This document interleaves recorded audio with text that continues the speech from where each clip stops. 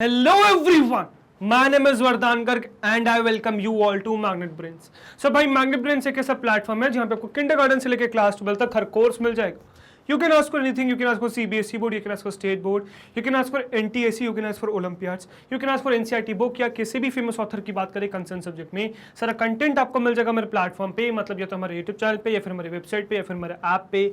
यहाँ मिल जाएगी आपको quality education and that too free of cost.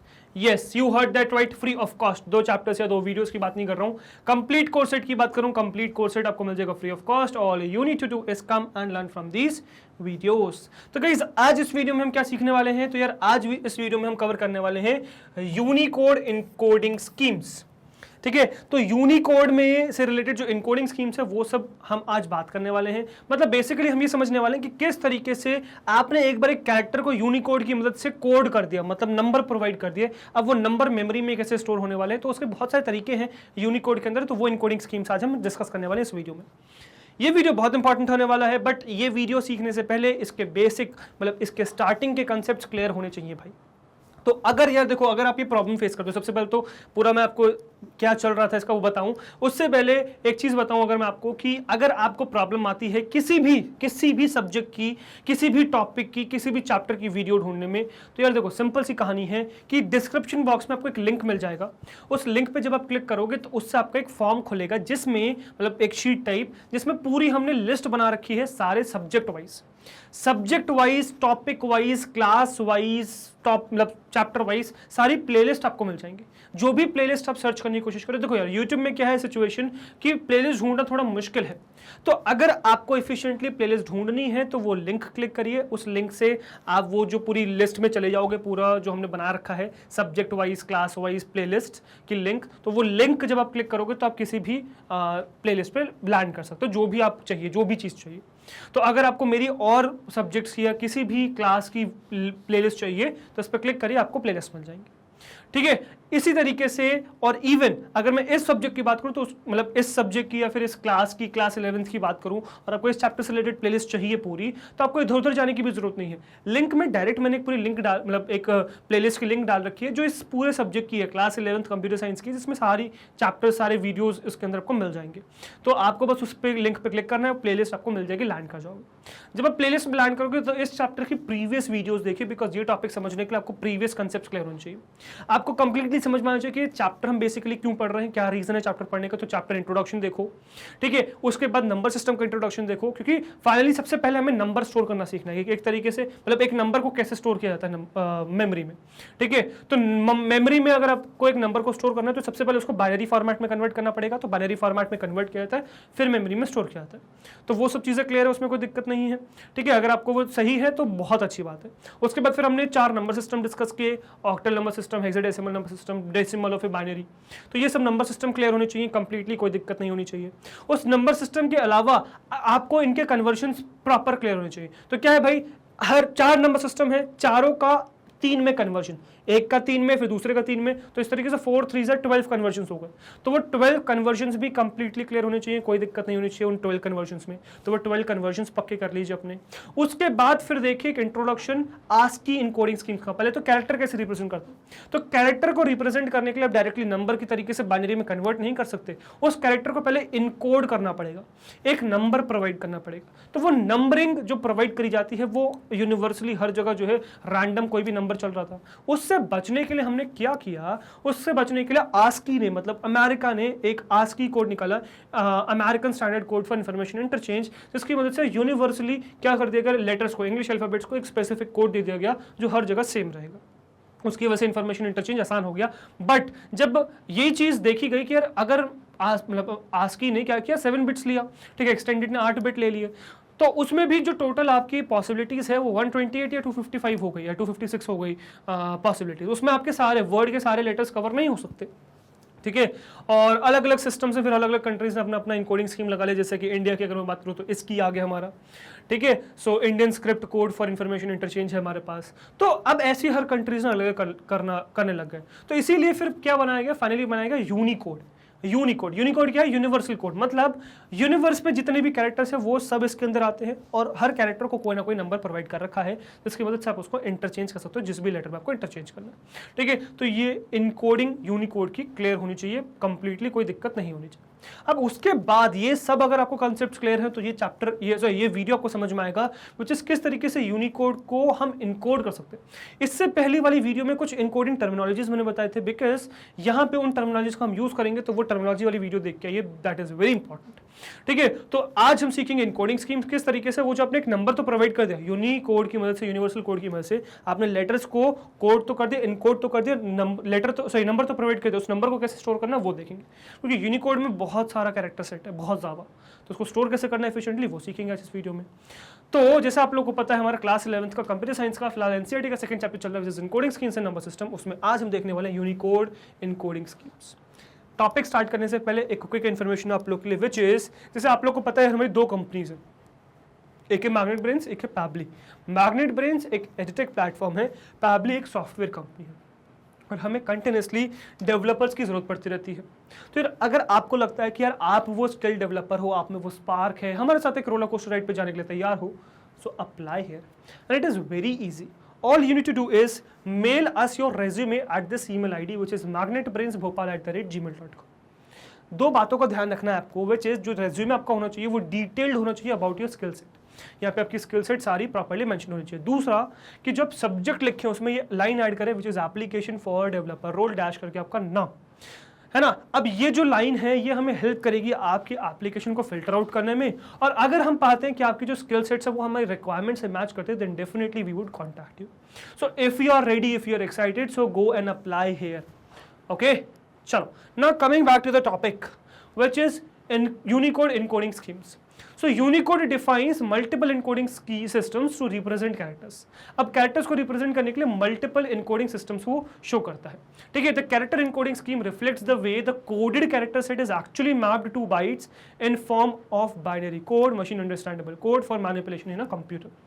तो कंप्यूटर में मैनिपुलेशन परफॉर्म करने के लिए कि फाइनली जो आपकी कोडेड नंबर है, मतलब आपने ए को कोड किया 65 में, ए को कोड किया 65 में, अब 65 ये कैसे स्टोर होने वाला है मेमोरी में कैसे स्टोर होने वाला है ये बताता है आपका यूनिकोड इनकोडिंग स्कीम्स। ये कोडिंग कर ली, मतलब कोड तो कर दिया, इनकोड तो कर दिया, अब उसको स्टोर कैसे करोगे वो देखना आपने। ठीक है ना, the UTF is the most important part of this encoding scheme. It stands for Unicode transformation format. Moreover, this defines how the code represents Unicode। तो ये बताता है कि किस तरीके से कोड जो है यूनिकोड को रिप्रेजेंट करता है। अब ये सब चीजें हमने पढ़ ली थी इससे पहले वाली वीडियो में भी। ठीक है, it has basic 3 types which is UTF-8, 16 and 32। 7 specifically use होता है फॉर ASCII जो हम इस वीडियो में देखने वाले हैं। अब ये सब डिस्कशन हम प्रीवियस वीडियो में देख चुके हैं। ठीक है, तो अगर आपने वो नहीं देखी एक बार वो देखिए, उससे आपको एक क्लियर कट आइडिया पड़ जाएगा। फॉर नाउ हम आगे बढ़ते हैं। ठीक है, UTF-7 से शुरुआत करेंगे which is Unicode transformation format 7। ठीक है, क्या है? Now this scheme is design to represent the ASCII standard. तो ASCII स्टैंडर्ड को, ठीक है, ASCII स्टैंडर्ड को रिप्रेजेंट करने के लिए इसको डिजाइन किया गया था। ठीक है, since the ASCII uses 7 bits encoding. अब क्योंकि ASCII 7 बिट को यूज करती है इनकोडिंग के लिए, ठीक है, it represents the ASCII character in emails and messages which use this standard.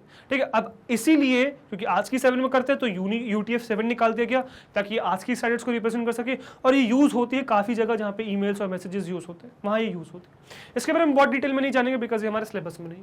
हमारे सिलेबस में जो मोस्ट इंपॉर्टेंट है वो है UTF-8 जो हम अब देखने वाले हैं। UTF-8 which is Unicode transformation format 8। ये बहुत इंपॉर्टेंट है बिकॉज आपके सिलेबस में डायरेक्ट। ठीक है ना, UTF-8 is a variable width encoding that can represent every character in Unicode character set. तो यूनिकोड कैरेक्टर सेट जो है आपका, जो कैरेक्टर सेट है ना, कैरेक्टर सेट मतलब जितने भी कैरेक्टर्स यूनिकोड में, बहुत सारे वर्ड के सारे कैरेक्टर सेट इसके अंदर है यूनिकोड के अंदर, तो सारे कैरेक्टर सेट को रिप्रेजेंट करने की कैपेबिलिटी रखता है UTF-8।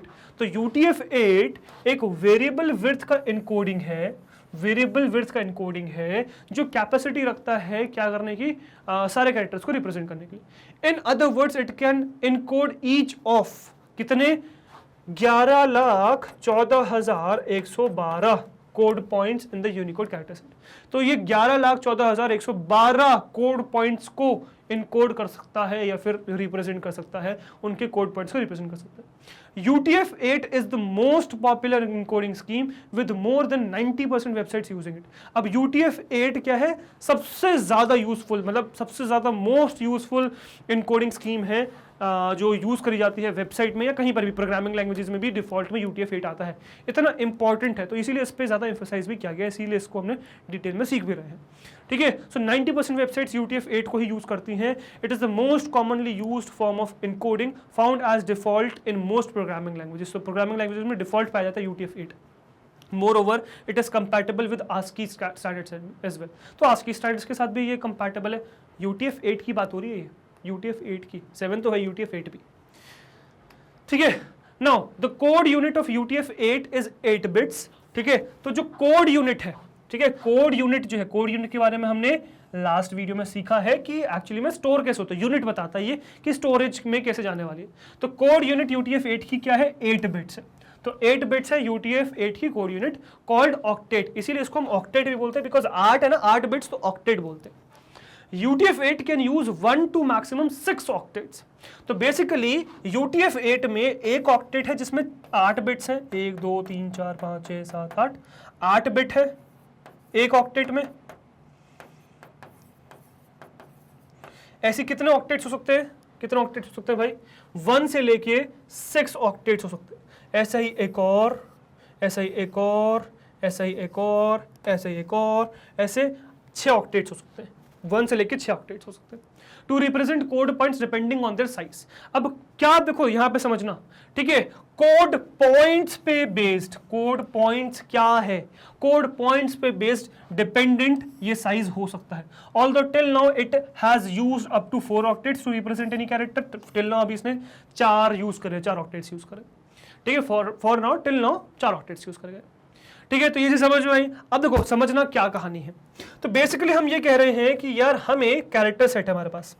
ठीक है, क्या है हमारे पास, यूनिवर्सल कैरेक्टर सेट है यूनिकोड का, UCS है, यूनिवर्सल कैरेक्टर सेट यूनिकोड का। अब यूनिकोड भाई इतना बड़ा यूनिवर्सल है कि इसमें बहुत सारे कैरेक्टर सेट आने वाले, कितने, 11 लाख से ऊपर। कितने भाई, 11 लाख से ऊपर इसमें कैरेक्टर सेट है। एग्जैक्टली मुझे याद है 11 लाख से ऊपर। इसको हमने क्या किया, मैप किया किससे, कोड पॉइंट्स से, कोड पॉइंट्स से मैप किया। ठीक है, अब 11 लाख है, मतलब पहला एक 0 होगा, फिर 1, फिर 2, फिर 3, इस तरीके से। बेसिकली इसी तरीके से हम कोड पॉइंट्स प्रोवाइड करने वाले। मतलब कोड पॉइंट्स में हमारे पास वैरायटी क्या हो गई, 0 से लेके 11 लाख के से ऊपर, मतलब 0 कोड पॉइंट एक का 0 होगा और फिर 11 लाख होगा भाई। अब 11 लाख को डेफिनेटली मुझे रिप्रेजेंट करने के लिए बहुत सारी बिट्स चाहिए। 11 लाख को रिप्रेजेंट करने के लिए मेरे पास बहुत सारी बिट्स होने चाहिए, बट 0 को रिप्रेजेंट करने के लिए मेरे पास कम बिट्स होंगी, चलेंगी, कम बिट्स होंगी, चलेंगी 0 के लिए।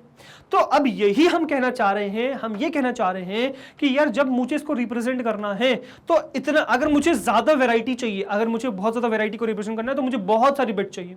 बट अगर मैं बहुत सारी बिट्स को यूज करूंगा रिप्रेजेंट करने के लिए छोटे नंबर्स को, तो मेरी अननेसेसरी मेमोरी वेस्ट होगी। तो यहां पे वही कहा जा रहा है कि वेरिएबल लेंथ का है ये। वेरिएबल लेंथ का मतलब कि भाई जो छोटी छोटी वैल्यूज हैं, जो छोटे छोटे कोड पॉइंट्स हैं, उनको रिप्रेजेंट करने के लिए सिर्फ 1 बाइट यूज कर लेंगे। ठीक है, फिर ज्यादा जितने बड़े बड़े नंबर जाएंगे उसके लिए हम ज्यादा बाइट्स यूज कर लेंगे, सपोज 6। तो मैक्सिमम 8, मतलब UTF-8 6 बाइट तक जा सकता है, बट अभी तक 4 बाइट ही लगे हैं। 4 बाइट कहने में तो 4 बाइट सा लग रहा है बस, बट कितना है पता है, 8 4 32 बिट्स। 32 बिट्स मतलब 2 की पावर 32 नंबर्स, 2 की पावर 32 कैरेक्टर्स। जस्ट थिंक, समझ में आया? I hope this is clear. अब 2 की पावर 32 दिख नहीं रहा होगा कि बड़ा नंबर है, अभी कैलकुलेट करवाऊंगा तो समझ में आएगा कि कितना बड़ा नंबर है। चलो यहां तक कहानी समझ में आई कि व्हाट इज बेसिकली UTF-8, है ना। UTF-8 इज अ टाइप, अभी एक एग्जांपल दूंगा तो और क्लियर हो जाएगा आगे। ठीक है, UTF-8 is a type of multi-byte encoding. Multi-byte encoding है. Sometimes we use only 8 bits to store the characters, other times 16 or 24 or more bits. ठीक है, तो multi-byte है, कभी 1 बाइट यूज करेंगे, कभी 2, कभी 3, कभी 4, इस तरीके से कहानी चलती रहेगी बाइट्स को रिप्रेजेंट करने के लिए। अब ऐसा क्यों होने वाला है वो आपको समझ में आ चुका है। ठीक है, क्या रीजन है उसका समझ में आ चुका है। अब यूनिकोड पॉइंट को रिप्रेजेंट कैसे करते हैं पहले तो वो समझिए। तो Unicode code points are often written as, किस तरीके से लिखा जाता है, तो U लगाते हैं। ठीक है, तो U प्लस और जो भी उसका कोड पॉइंट का नंबर है वो कोड पॉइंट का नंबर लिख देते हैं। जैसे कि अगर मैं कहूं लेटर ए को रिप्रेजेंट करना है तो मुझे लेटर ए को रिप्रेजेंट करने के लिए u + 0041 लिखूंगा। अब ये यूजुअली हेक्साडेसिमल में लिखा जाता है। जो कोड पॉइंट मैं लिख रहा हूं ये code point number usually hexadecimal में होता है। रीजन क्या? रीजन इसलिए क्योंकि मैं बड़े नंबर्स को कम से कम डिजिट्स में उसको रिप्रेजेंट कर सकता हूं। तो 0041 बेसिकली मेरा 65 डेसिमल में 65 रिप्रेजेंट कर रहा है, ये आपको पहले भी दिखा चुका हूं मैं। तो ये बेसिकली आपका ए रिप्रेजेंट कर रहा है। तो मैंने जब लिखा u + 0041 तो ये क्या है? ये यूनिकोड UTF-8 को रिप्रेजेंट कर रहा है। 0041 इसका कोड है। Now UTF-8 is a variable length encoding scheme, that is it uses different number of bytes or octet set of 8 bits to represent different characters। ठीक है, ये चीज समझ में आ गई। अब जरा इसको यहां समझते हैं। ठीक है, बेसिकली इस टेबल से आपको कहानी और बेटर समझ में आ पाएगी। ठीक है, अब जरा इसको मिटा देते हैं। ठीक है, अब ये टेबल समझिएगा, ये टेबल से आपको कहानी और बेटर समझ में आएगी। ठीक है, so following table gives an idea about how many octets will be used to represent a Unicode code point. अब जरा समझना। तो मैंने कहा भाई यूनिकोड कोड पॉइंट है डेसिमल में, ये डेसिमल में लिखा हुआ है, ये हेक्साडेसिमल में लिखा हुआ है। ठीक है, अब देखो यूनिकोड आस्की लेवल पे तो हमने देखा हुआ ना, आस्की लेवल पे सारे कैरेक्टर्स इवन मैंने 0 से लेके 127 तक पूरे कैरेक्टर्स दिखाए आपको। तो अब क्या किया, U0 से लेके U127 तक आस्की कोड्स जो हेक्साडेसिमल में अगर हम कहें तो U0 से लेके U07F तक 07F तक ये जो है ये क्या है, ये बेसिकली आपके क्या है, यस ये आपके आस्की कैरेक्टर्स है। ठीक है, इसको रिप्रेजेंट करने के लिए मुझे बहुत सारी बिट्स नहीं चाहिए, बस 8 बिट्स बहुत है। 8 बिट्स बहुत है, मतलब बेसिकली तो 7 बिट्स में ही रिप्रेजेंट हो सकता है, बट 8 बिट्स बहुत है। तो एक ऑक्टेट इसमें यूज किया गया है। उसी तरीके से 128 U128 से लेके UT2047 तक, U128 से लेके U2047 तक रिप्रेजेंट करने के लिए मुझे कितने कैरेक्टर्स, मतलब अगर हेक्साडेसिमल में करूं तो U80 से U7FF तक। अब देखो यहाँ के लिए 4 डिजिट्स चाहिए, यहाँ पे सिर्फ 3 डिजिट्स में काम होगा, तो इसीलिए हेक्साडेसिमल में यूजुअली रिप्रेजेंट किया जाता है। तो U80 से U7FF तक कितने चाहिए मुझे? 2 ऑक्टेट चाहिए, 16 बिट्स चाहिए। क्यों चाहिए भाई 16 बिट्स? क्योंकि 16 बिट्स में बेसिकली मैं ये सारे कैरेक्टर्स रिप्रेजेंट कर सकता हूँ। फिर U2048 से लेके 2048 से U65535, मतलब ये कैरेक्टर सेट बढ़ते जा रहे हैं। ठीक है, मतलब अब ऐसे कैरेक्टर्स होते जा रहे हैं जिनका जो कोड पॉइंट है वो बड़ा है, जैसे कि 65535 डेसिमल में। जो अगर मैं हेक्साडेसिमल करूँ तो 4 डिजिट्स में हो जाएगा, विच इज 4F है ना, 800 से शुरुआत करेंगे, FF तक जाएंगे। इसके लिए मुझे चाहिए क्या यार, 3 ऑक्टेट चाहिए, नॉट 2, ये गलती है यहाँ पे, 3 ऑक्टेट चाहिए। 3 ऑक्टेट विच इज 24 बिट्स। ठीक है, 8 3 24। फिर ऐसे ही 65536 से लेके 2097151 तक अगर मैं कहूँ, मतलब 1000 से लेके आपके 5F तक अगर मैं कहूँ तो इसके लिए 4 ऑक्टेट्स चाहिए, 32 बिट्स चाहिए। समझ में आया? तो बेसिकली ये कहानी मैं यहाँ पे कर सकता हूँ। देखो यहाँ पे कितने हो चुके हैं, मतलब ये मैं 4 ऑक्टेट्स में कितने कैरेक्टर्स रिप्रेजेंट कर चुका हूँ, 2097151। दीज आर 20,97,151, एक्चुअली 52 होगा क्योंकि U0। तो इतने कैरेक्टर्स मैं 4 ऑक्टेट्स में रिप्रेजेंट कर सकता हूँ। ठीक है, 4 ऑक्टेट्स में मतलब 32 बिट्स में बेसिकली मैं इतने कैरेक्टर्स रिप्रेजेंट कर सकता हूँ। समझ में आया? आई होप यहाँ तक का कंसेप्ट बिल्कुल क्लियर होगा, कोई दिक्कत बची ही नहीं होगी, कोई डाउट बचा ही नहीं होगा। I hope that. ठीक है, कोई प्रॉब्लम रही ही नहीं होगी।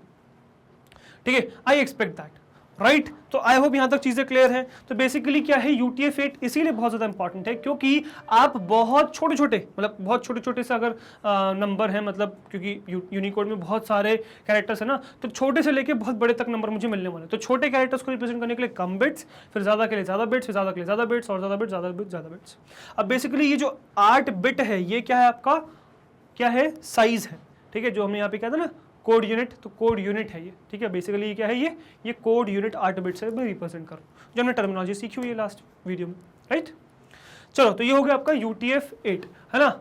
Now as UTF-8 has the capacity to use up to 4 bytes for representing the character it uses। अब 4 बाइट से यूज कर सकता है इन टोटल, है ना, मतलब यहाँ पे हमने देखा 4 बाइट्स तक यूज कर सकता है, 4 बाइट्स तक, है ना, 8 से लेके सॉरी एक ऑक्टेट, मतलब 1 बाइट से लेके 4 बाइट तक यूज कर सकता है, 4 ऑक्टेट तक, 8 बिट से 32 बिट्स तक यूज कर सकता है। अब यहाँ पे 0 से लेके 127 तक कुछ कैरेक्टर्स हैं, फिर 120 से 2047 तक कुछ कैरेक्टर्स हैं। अब ये क्या क्या कैरेक्टर्स है वो देख रहे हैं अपन। तो basically 1 byte to represent English letters and symbols. So English ASCII में English letters और symbols जो हैं, ASCII में English alphabets या English letters और symbols जो हैं, उसको represent करने के लिए सिर्फ एक बाइट चाहिए मुझे। फिर 2 बाइट का मैं यूज करूंगा कब? To represent additional Latin and Middle Eastern letters या सिंबल्स। तो लैटिन और मिडिल ईस्टर्न लेटर्स या सिंबल्स को रिप्रेजेंट करना है तो मैं 2 बाइट्स का यूज करूंगा। फिर एशियन लेटर्स, एशियन कंट्रीज के जो लेटर्स हैं, एशियन लेटर्स जो हैं और सिंबल्स हैं, उनको रिप्रेजेंट करने के लिए 3 बाइट्स लग जाएंगी मेरी, और इसके अलावा जो भी एडिशनल कैरेक्टर्स बचे उसके लिए मुझे 4 बाइट्स लग जाएंगे। तो इस तरीके से डिफाइन कर दिया गया। तो अगर मैं कहूँ अपनी बात, अगर मैं कहूँ तो हमारे लेटर्स इंडियन लैंग्वेज के लेटर्स किसके लिए चाहिए, मतलब उसके लिए क्या चाहिए? 3 बाइट्स की जरूरत है, बिकॉज एशियन कंट्रीज हैं, हम एशियन कंट्री में आते हैं, we are one of the Asian country, right. तो एशियन कंट्रीज के लेटर्स को रिप्रेजेंट करने के लिए 3 बाइट्स की जरूरत है, जो यहाँ पे है। समझ में आया? तो बेसिकली कितने चाहिए हमें? हमें चाहिए आपके 3 बाइट्स। तो समझ में आया? अब कहानी ये है वही कि भाई इंग्लिश के लिए 8 बिट बहुत है, फिर आपके लैटिन के लिए या मिडिल ईस्ट के लिए 16 बिट्स बहुत हैं, फिर एशियन कंट्रीज के लिए 24 बिट्स है, फिर बाकी बच्चों के लिए 32 बिट्स। ये कहानी है बेसिकली UTF-8 की, है ना? समझ में आया? नाउ अब UTF-8 यूज क्यों कर रहे हैं, क्या क्या इसके फायदे हैं वो समझिए। Its uses are as follows. तो यूजेस कुछ ये हैं, क्या क्या है देखो। Many protocols use this scheme, मतलब ये जो स्कीम है ये बहुत सारे प्रोटोकॉल्स अब यूज करने लगे हैं, क्योंकि अब साइज का एफिशिएंसी प्रोवाइड करता है with variety of characters. It is the default standard for XML files. तो XML फाइल्स का ये डिफॉल्ट स्टैंडर्ड। अब XML क्या होता है भाई? So this is extensible markup language. अब जैसे हाइपरटेक्स्ट मार्कअप लैंग्वेज हमने HTML सीखा हुआ ना, उसमें ही XML आता है। जो HTML उसमें तो टैग्स फिक्स होते हैं, जैसे टाइटल टैग लगाना है, HTML टैग लगाना है, वो फिक्स्ड है, पैराग्राफ टैग लगाना है। XML में आप अपने टैग्स बना सकते हो, तो वहाँ पे यूनिकोड का बहुत ज़्यादा यूज होता है, ठीक है, डिफॉल्ट स्टैंडर्ड है। Some file systems Unix and Linux use it in some files. तो लिनक्स और यूनिक्स के जो फाइल सिस्टम्स हैं उसमें कुछ सिस्टम्स में, कुछ फाइल्स में UTF-8 का यूज़ होता है। इंटरनल प्रोसेसिंग ऑफ सब एप्लीकेशन। सो एप्लीकेशंस में जब इंटरनल प्रोसेसिंग करनी है तो वहाँ पे UTF-8 का यूज़ होता है। It is widely use in web development today. तो वेब डेवलपमेंट में बहुत ज़्यादा यूज़ है, 90% मैंने आपको बताया था। It can also represent emojis which is today a very important feature of most apps. तो इमोजी को भी इनकोड करने की ये आपको फीचर देता है, जो आज के ऐप्स का मेन फीचर है, ठीक है। तो this is what are the use, these are what are the uses of UTF-8. Okay, now next is your UTF-32. Now what is UTF-32? So Unicode transformation format 32. So UTF-32 is a fixed length encoding scheme that uses exactly 4 bytes to represent all Unicode code points. ठीक है, तो UTF-32 क्या है? एक fixed length की encoding scheme है। UTF-32 क्या है? एक फिक्स्ड लेंथ की इनकोडिंग स्कीम से, मतलब वेरिएबल नहीं है, ये फिक्स्ड लेंथ की इतनी ही यूज करेगी। That uses exactly 4 bytes to represent all Unicode code points, जो एग्जैक्टली 4 बाइट्स को यूज करती है। तो 84 से 32 इसी तरीके से नाम पे दिया गया है। That is it directly stores the binary code of any Unicode code point in 4 bytes. ये 4 बाइट ही लेगी, छोटे से छोटे नंबर के लिए भी ये 4 बाइट लेगी, बड़े नंबर के लिए तो लेगी ही 4 बाइट्स, है ना। जैसे कुछ एग्जाम्पल दिखाता हूँ। So consider these examples which is symbol है $। सिंबल क्या है? सिंबल है $, ठीक है। यूनिकोड कोड पॉइंट इसका U+0024 है। बाइनरी कोड इसका सिर्फ ये 00100100, सिर्फ ये कोड है, बट इसको रिप्रेजेंट करने के लिए मैं 4 बाइट्स का यूज कर रहा हूँ। 1 2 3 4। अब बेसिकली ये जो है कितने, इसमें बाइट्स कितने देखो, इसमें है 1 2 3 4 5 6 बाइट्स हैं बस। ज़्यादा से ज़्यादा 2 लगा लो और 8 बाइट के लिए, सॉरी 6 बिट्स हैं बस, ज़्यादा से ज़्यादा 2 बिट्स और लगा लो। तो इतने पार्ट्स में ये 1 बाइट में रिप्रेजेंट हो जाना चाहिए, बट नहीं, मैं इसको पूरे 4 बाइट में रिप्रेजेंट करूँगा, बाकी जगह पे 0 लगा के, ठीक है। उसी तरीके से आगे एक और दिखाता हूँ। तो ये तो $, हो गया, डॉलर समझ में आया। तो एग्जैक्टली इसमें क्या होगा, इसमें एग्जैक्टली 4 बाइट्स यूज होंगे, बट अगर यही कहानी आपकी UTF-8 में होती तो सिर्फ 1 ही बाइट यूज होता, ज़्यादा नंबर्स के लिए 2 बाइट यूज होते, ये कहानी होती। जैसे कि ये ले लो, जैसे ये पर्टिकुलर एक सिंबल है विच इज इस तरीके से कुछ है, और ये है मैथमेटिकल सिंबल है, ठीक है। तो यूनिकोड कोड इसका है U+00A2 है। बाइनरी रिप्रेजेंटेशन इसका ये कितने बिट्स, 1 2 3 4 5 6 7 8, एग्जैक्टली 8 बिट है। तो एग्जैक्टली 8 बिट रिप्रेजेंट करने के लिए अभी भी तो 1 बाइट में आ गया, बट यही नहीं, यहाँ पे हम 4 बाइट्स यूज करेंगे, बाकी 3 बाइट्स में हम 00 फिल करेंगे।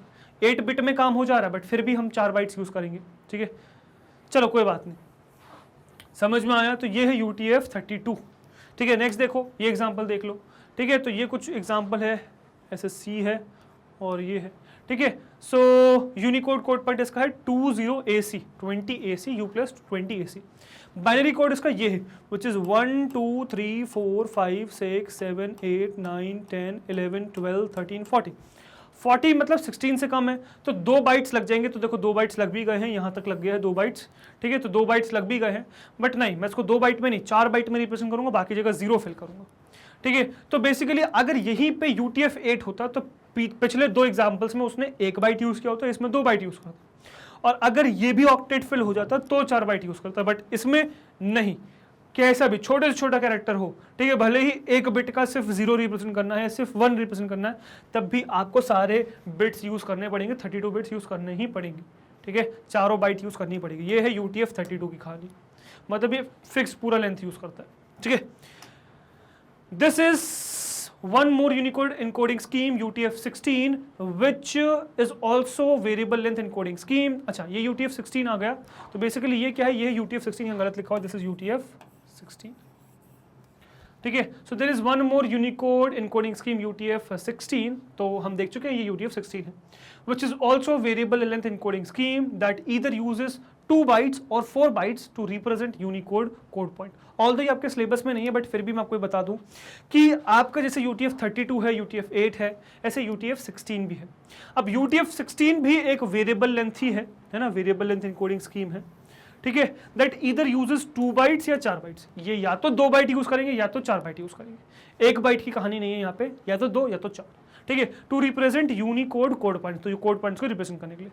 But we are not going into details of this encoding scheme as it is beyond the scope of the syllabus, ये नहीं है हमारे सिलेबस में, ठीक है। तो ये था आपका यूनिकोड 16, ठीक है। सो आई होप यहाँ तक इनकोडिंग स्कीम्स, मतलब इनकोडिंग स्कीम की जो टर्मिनोलॉजीज हैं वो क्लियर हो चुकी होंगी, कोई दिक्कत नहीं बची होगी, कंप्लीटली सारे डाउट्स क्लियर हो चुके होंगे यूनिकोड इनकोडिंग स्कीम से रिलेटेड। तो इनकोडिंग स्कीम हमारा यहाँ पे होता है समाप्त, ठीक है। तो इनकोडिंग स्कीम की कहानी पूरी खत्म हो गई, एंड आई होप आपने इसमें कुछ नया सीखा होगा, समझ में आ गया होगा आपको सारी इनकोडिंग स्कीम्स, ठीक है, ऑफ यूनिकोड। अब नेक्स्ट जो एक लास्ट वीडियो, इस चैप्टर से एक लास्ट वीडियो बच रहा है, विच इज कि किस तरीके से मैं मल्टीलिंगुअल, मतलब बहुत सारे अलग अलग लेटर्स को एक ही वर्ड प्रोसेसर में डाल सकता हूं, तो वो मैं आपको सिखाऊंगा। मतलब एक नई सी चीज, आपको इंटरेस्टिंग सी चीज देखने को मिलेगी नेक्स्ट वीडियो में। तो नेक्स्ट वीडियो का वेट करेगा, नेक्स्ट वीडियो में हम एक बहुत इंटरेस्टिंग सी कहानी करने वाले हैं। That would be our last video of this chapter, उसके बाद ये चैप्टर आपका फिनिश हो जाएगा, ठीक है। So just wait and watch for the next video. For now let's move to the next slide. तो नेक्स्ट स्लाइड है यार हमारी वेबसाइट, जिस पे आप 2 तरीके से जा सकते हो, या तो आप गूगल पे सर्च कर लो मैग्नेट ब्रेन्स, तो पहले वेबसाइट आएगी, उस पर क्लिक करोगे, यहाँ लैंड कर जाओगे, या फिर सीधे सीधे URL डाल दो ना www.magnetbrains.com, तब भी ये पेज खुल जाएगा, ठीक है। ये हमारा होम पेज है, यहाँ पे आपके पास बहुत सारे ऑप्शंस हैं, इसमें से आपको CBSE K-12 इंग्लिश सेलेक्ट करना है, CBSE kindergarten to class 12 English medium select करना है, ये पूरा क्लास पैलेट खुल जाएगा। क्लास 11th पर क्लिक करना है, क्लास 11th का उस कैटेगरी के अंदर मैग्नेट ब्रेन्स आपको जो जो कोर्सेज ऑफर करता है वो सब खुल जाएंगे। You need to scroll down, search for computer science, click on watch now. तो कंप्यूटर साइंस की सारी वीडियोस खुल जाएंगे चैप्टर वाइज, किसी भी चैप्टर पे आप क्लिक कर सकते हो, उस चैप्टर की सारी वीडियोस खुल जाएंगे, किसी भी वीडियो पे क्लिक कर सकते हो, वो वीडियो प्ले हो जाएगी, जिसमें प्ले पॉज का आगे पीछे स्पीड कंट्रोल, वॉल्यूम कंट्रोल, सारे ऑप्शन हैं आपके पास, जिसकी मदद से आप इस वीडियो को कंट्रोल कर सकते हो। ऑल्दो यहाँ पे आपको कुछ और एक्स्ट्रा बेनिफिट्स भी मिलते हैं, जैसे कि यहाँ पे आपको कोई डिस्ट्रैक्शन नहीं मिलेगा, इधर उधर की वीडियोस आपको डिस्ट्रैक्ट नहीं करेंगी, यहाँ आप फोकस होकर पढ़ सकते हो, यहाँ आपको मैग्नेट ब्रेन्स का सारा कंटेंट मिल जाएगा, whether it be NTSC, olympiad, CBSE board, state board, NCERT book, या किसी भी फेमस ऑथर की बात करें कंसर्न सब्जेक्ट में, सारा कंटेंट आपको मिल जाएगा हमारे प्लेटफॉर्म पे, मतलब या तो हमारे यूट्यूब चैनल पे, या फिर हमारी वेबसाइट पे, या फिर हमारे ऐप पे। यहाँ मिल जाएगी quality education, and that too free of cost. Yes, you heard that right, free of cost. 2 chapters या 2 वीडियोस की बात नहीं कर रहा हूँ, कंप्लीट कोर्स सेट की बात कर रहा हूँ। कंप्लीट कोर्स सेट आपको मिल जाएगा free of cost. All you need to do is come and learn from these videos, right. So I hope यहाँ तक चीज़ें क्लियर। अच्छा, एक और अपडेट आप लोग के लिए कि भाई हमारे प्लेटफॉर्म पे कॉम्पिटिटिव एग्जाम्स भी अवेलेबल हैं। हमारे यहाँ पे IIT JEE है, नीट है, CUET है, आपके बैंकिंग एग्जाम्स हैं, और ये सब कुछ भी फ्री ऑफ कॉस्ट अवेलेबल है, ठीक है। 2 चैप्टर्स या 2 वीडियोस की बात नहीं कर रहा हूँ, कंप्लीट कोर्स सेट की बात कर रहा हूँ। कंप्लीट कोर्स सेट आप लोग के लिए फ्री ऑफ कॉस्ट अवेलेबल है। बस आपको करना क्या है, आना है, इनसे सीखना है, और डाउट्स पूछने हैं जो भी है, ठीक है, क्वेश्चंस करने हैं, प्रैक्टिस करने हैं, और अच्छे मार्क्स लाने in your school exams, in your board exams, in your competitive exams, अच्छा स्कोर करना, right. That is what we want from you. So guys, अगर आपको हमारी मेहनत अच्छी लग रही है, कंटेंट पसंद आ रहा है, वीडियोस अच्छी लग रही है, प्लेलिस्ट पसंद आ रही है, अगर आपको लगता है कि आप हर रोज हमसे कुछ नया सीख रहे हैं, अगर आपको लगता है कि आपको आपके एग्जाम्स में हेल्प हो रही है हमारी वजह से, सो हमारे साथ यानी कि मैग्नेट ब्रेन्स के साथ जुड़े रहिए, बिकॉज हम लाते हैं आपके लिए किंडरगार्टन से क्लास 12 तक हर कोर्स फ्री ऑफ कॉस्ट। हर कोर्स में हम आपके साथ हैं, सो वी एक्सपेक्ट आप भी हमारे साथ इसी तरीके से बने रहेंगे, राइट। मैं आपसे मिलता हूँ नेक्स्ट वीडियो में। Till then, good bye, thank you very much.